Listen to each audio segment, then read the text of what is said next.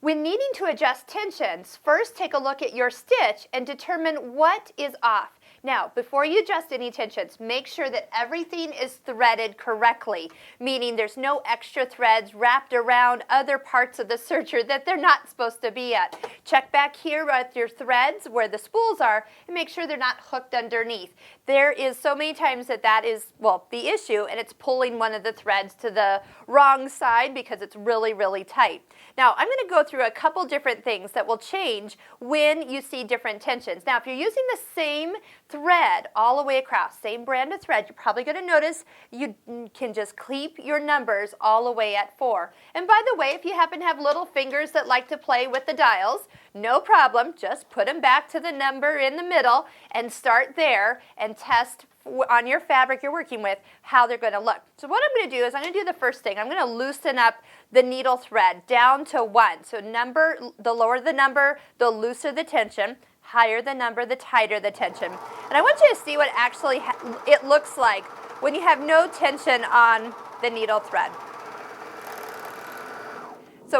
So first off, we actually have not a straight line next to the lower looper thread. Now I know this is yellow, but you can kind of see that there's some loops there. That's because there's nothing holding it, and when you go to open it up, you really have a seam that pulls apart, and that's definitely not what you're looking for.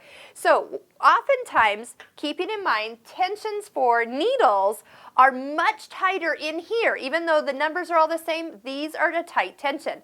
Oftentimes, people don't get that thread all the way down into the tension disc. So before you start tightening anything, make sure that you can't see the needle thread down through the tension disc. In other words, make sure your presser foot is up when you thread the 2 needles, because then the disc open, accepts the thread, you lay it all the way down there, and I usually hold it and then lay it nice and tight. That makes sure it goes all the way down into the proper place.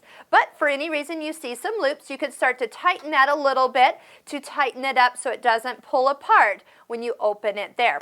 So I'm going to put that back to 4, and now let's go ahead and let's just tighten the lower looper just for fun. We'll just run another little seam through here. By the way, sergers are meant to run fast, so the faster the better. Okay, now on the front, everything looks really good. So we've got our 2 rows of stitching from the needles.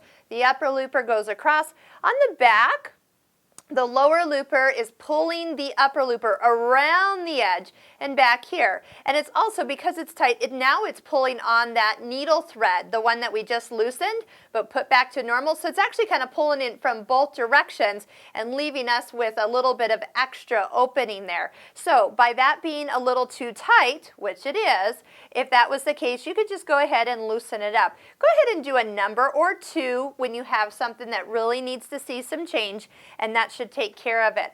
Vice versa, if we tighten the upper looper, this one doesn't always show as much. Let's see where we're at here.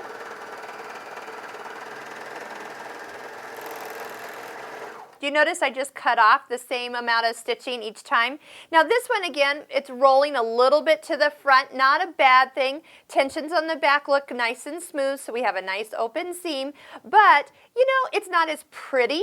So if you were helping out, say, a 4-H student for a competition, they might dock the student by not having the tensions balanced on the serger for their project. So kind of keep in mind you want those right along the edge when you're getting them balanced out. So there's 2 things.